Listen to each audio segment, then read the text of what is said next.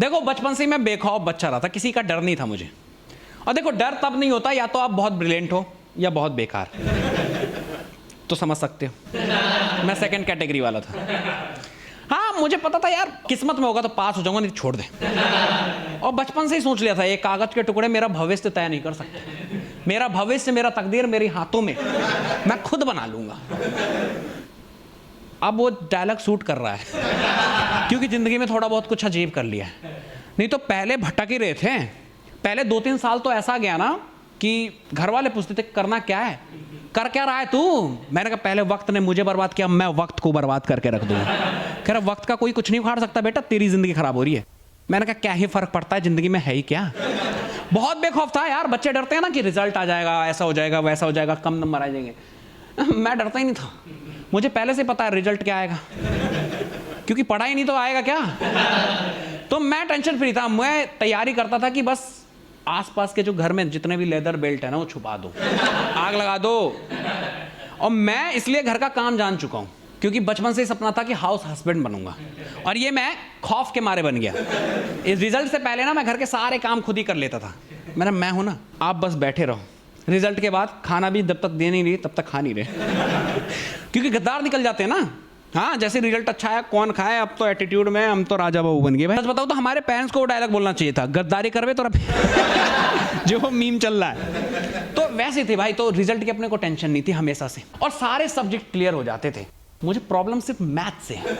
मैं सच बता रहा हूँ, आर्यभट्ट मुझे अभी जिंदा होता ना मैं मार देता। क्यों करा तूने जीरो का आविष्कार, क्योंकि वही मेरे पीछा नहीं छोड़ रहे भाई, हर रिजल्ट में जीरो। हाँ एक बार 100 में से 0 आए, टीचर कह रही है चेक कर लो पेपर, कहीं गलती तो नहीं कर दिया। मैंने कहा इसमें चेक क्या करूं, 100 में से 0। ऑफ कोर्स खाली सीट नाम तो लिखा है मैंने कहा नाम की हैंडराइटिंग अच्छी लगी हो तो 1 नंबर दे दो, घर वालों को बताऊंगा तो सही, 1 नंबर तो लाया हूं, कुछ तो हुआ। कह रहा नहीं 0 डिजर्व करता है, नाम के नंबर नहीं होते। मैंने कहा इससे अच्छा पेपर देने नहीं आता, ए भी अच्छा लगता है 0 से तो। हाँ और मेरे बगल में दूसरा बंदा 100 में से 100 आए पेपर चेक कर रहा है, इतना पागल हो गया। मैंने कहा आप क्या चेक कर रहा भाई, 100 में से 100 आ तो गए। कह रहा पता नहीं पर मैं सेटिस्फाई नहीं हूँ। थोड़े के 100 में से 100 आए हैं, अब कितना सेटिस्फेक्शन चाहिए तुझे, है मेरे नंबर भी ले ले। तो मुझे बस जिंदगी में यही थी उम्मीद। देखो कहते हैं ना कि आप बड़े ख्वाब रखोगे तो थोड़ा बहुत तो पहुंच ही जाओगे ना। मेरे ख्वाब ही कितने थे, 33 पासिंग मार्क्स। मैं 33 आ जाए जिंदगी में कुछ चाहिए नहीं, मैं देख लूंगा। अब 33 की लालच में पढ़ रहा हूं, मैं जिंदगी बिता रहा हूं, मैं चीटिंग भी कर रहा हूं तो 33 मार्क्स का होते ही रिलैक्स टॉप कर जाऊंगा। और 50 का कर दूं ना उस दिन तो मैं कोहराम मचा देता था।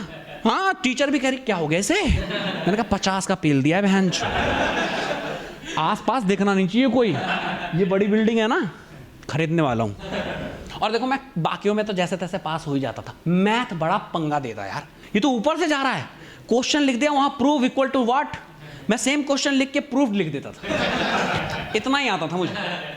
और मैथ के 2-2 ट्यूशन पढ़ा रहे घर वाले कि पढ़ ले, जिंदगी नर्क कर दी है भाई मैथ ने।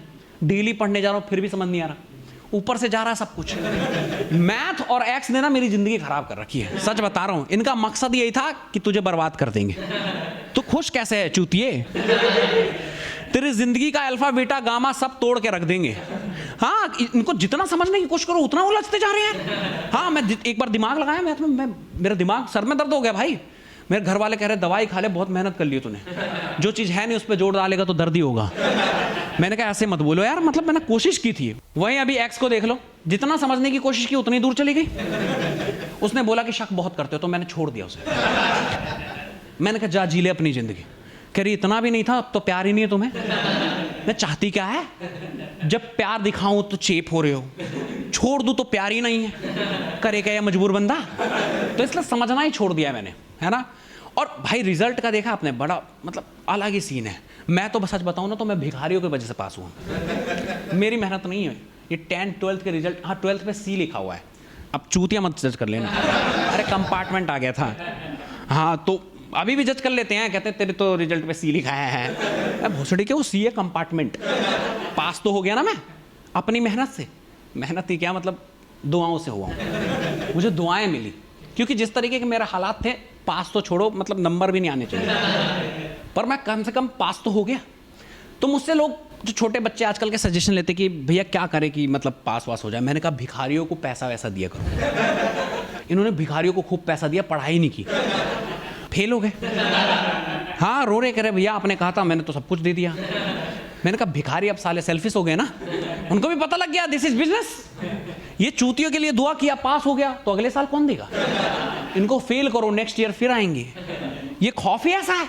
तो भिखारी खुद समझदार है भाई, वो 20-30 रुपए में अपनी किस्मत नहीं बदल पा रहे, तुम्हारी क्या बदल देंगे? वो कह रहे रोजी रोटी चल रही है, बेकार में भी दुआ नहीं करने इनके लिए। लेकिन यार देखो, लोगों को ना प्रॉब्लम, हमें प्रॉब्लम अपने रिजल्ट से नहीं है। मैं कह रहा हूं मैं फेल हो गया, ठीक है, 1 साल में रिपीट कर लूंगा। आसपास के रिश्तेदारों को बहुत प्रॉब्लम है, सीधा कॉल लगा देंगे, अरे क्या रिजल्ट आया है? उनको सब पता होता है कौन बोर्ड एग्जाम में बैठा हुआ है।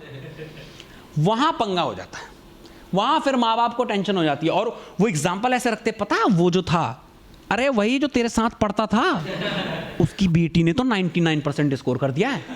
अरे सुबह से गांव में बहन जो मीडिया दौड़ रही है। उसके बाद जो हमारा कुटापा चढ़ता है ना, पूछो मत, पूरे टाइम बिठा के न्यूज दिखा रहे होते हैं, ये देख। और न्यूज रिपोर्टर भी अलग ही है भाई, वो एक से एक भज गरीब, जिसके घर में कुछ भी नहीं है खाने के लिए, मतलब रोटी तक नहीं है, वहां के टॉपर को निकाल के लाएंगे। उसके बाप से पूछ रहे हैं कि आप क्या करते थे? कहता किसान हूं मैं। आपके बेटे ने तो जिंदगी बदल दी। उसके बाद वो जिंदगी में दोबारा नहीं देखा। 12th से किसी की जिंदगी बदली है? उसके बाद ही तो मेन पढ़ाई है। उसके पास पैसा नहीं है, भैंचो जमीन बेच के पढ़ेगा और बाद में नौकरी के लिए भटकेगा कॉल सेंटर में, hello hi can I help you. यही चल रहा भाई। बीटेक वाला कॉलिंग कर रहा है, बीकॉम करके कंस्ट्रक्शन कर रहे हैं, कुछ भी चल रहा है भाई। तो यहाँ कुछ भी उलटफेर हो रहा है, तो उसके बाद नहीं देखते। लेकिन उस समय तो मेन चीज वही है ना, हमारे माँ बाप देख, गरीब का बच्चा टॉप कर गया। मैंने कहा गरीब पैसे से गरीब था, दिमाग से तो ठीक ही था ना उसका बच्चा, है? इसमें गरीबी जैसी क्या चीज आ गई? और गरीब के बच्चे ने टॉप कर ली, इसमें कौन सी बड़ी बात है? मैं गरीब होता मैं टॉप कर लेता, तुम बन जाओ गरीब, अगले साल देखो टॉप ही है। कह रहे हम नहीं बन रहे गरीब। अरे यार देखो, उनके पास करने के लिए है ही क्या? बेचारे के पास एंटरटेनमेंट के नाम पे कुछ भी नहीं है ना? गर्लफ्रेंड नहीं है, मोबाइल फोन नहीं है, लैपटॉप नहीं है, टीवी नहीं है, बस बचा खुचा एक बुक दे दिया। अब वो बार बार घूम घाम के आते हैं, बुक पलट लेते हैं, कह रहे यही कर लेते हैं, बहन है ही क्या करने को? हम पे देखो, गर्लफ्रेंड को टाइम दो, गर्लफ्रेंड की फ्रेंड भी लाइन मार रही है। उसके बाद रिश्तेदार आके कुछ ना कुछ गिफ्ट कर दे रहे। भाई हम बोल रहे हैं, कह रहे बेटा तुम खेलो। वही रिश्तेदार जो फोन करके पूछते क्या हुआ रिजल्ट? भोसड़ी के तेरा होवरबोर्ड चला रहा था मैं पूरे दिन, एग्जाम के टाइम पे तू पूछ रहा है होवरबोर्ड चलाना सीख गया, आऊंगा तो देखूंगा। मैं जो होवरबोर्ड गिफ्ट करके चला गया, मैं एग्जाम प्रिपरेशन की जगह उसको सीख रहा हूं भाई, घुटने टूट गए वो अलग।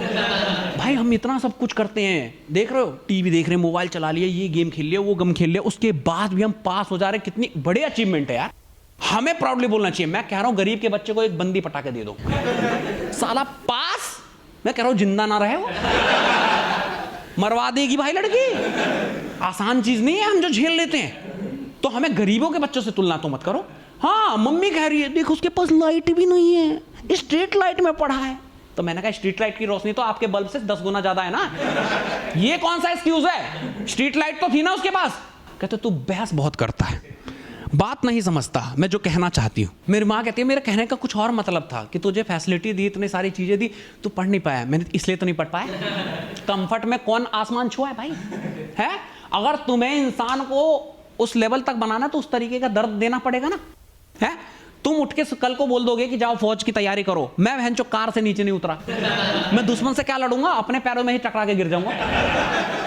जिसने जिंदगी में भागना नहीं सीखा उसको तुम सीधा रेस में दौड़ा रहे हो। अगर तुम्हें रेसर ही बनाना था तो बचपन से बताना था ना। हाँ हमारे साथ भी यार 12th तक ऐसे राजा बाबू की तरह पाला है, सारे ख्वाहिशें A to Z खर्चा दे रहे। उसके बाद 4 साल इधर कॉलेज, है ना, उसके बाद 1-2 साल घर पे बिठा के खिलाया, फिर कोरोना ने मौज दिलाए, उसके बाद कह रहे जाओ कमाओ। ये क्या लॉजिक है भाई, है? ऐसे थोड़ी होता है भाई। अगर किसी को योद्धा बनाना है ना, फाइटर बनाना है, तो उसको वो कला स्टार्टिंग से सिखानी पड़ती है ना। ये थोड़ी ना कि जा लड़ ले, है ना। तो आजकल कोई कुछ भी कर रहा है, किसी का ऐसा नहीं है कि गोल पता है। ये कहने की बातें, लोग कामयाब हो जाते हैं, वो कामयाब बकचोदी कर देता भाई। हाँ कामयाब इंसान को लगता ही यही है कि भैंचो कामयाबी तो रोड पे पड़ी थी, हमें तो वही मिली है, तुम्हें नहीं मिली क्या? है उठाओ जाके वहां से, उनको इतना ईजी लगता है, सच बता रहा हूं। और आज के डेट में कोई कुछ भी कर रहा है भाई, बीटेक करने के बाद MBA करके बैंक में नौकरी कर रहे हैं, बीकॉम वाला MBA करके बहन कुछ और कंस्ट्रक्शन लाइन में घुसा हुआ है, कोई कहीं कुछ भी कर रहा है। तो ऐसा कुछ जज मत करो भाई। और यहाँ पे देख लो यार, मेरे दोस्त की एग्जांपल बता दो, वो दिन रात जिम करके बॉडी बनाई, बगल वाले से लड़ाई, पतला सा लौंडा पील गया, उसके पास पिस्टल थी। तो हर बाप का एक बाप होता है। तो ये समझ लो कि जिंदगी में जो तुम्हारे पास है उसी के खुश रखो, फ्यूचर कुछ भी नहीं है भाई, आज ही है, रोज लो मौज लो, ना मिले तो खोज लो, कल की चिंता करोगे तो आज भी गया।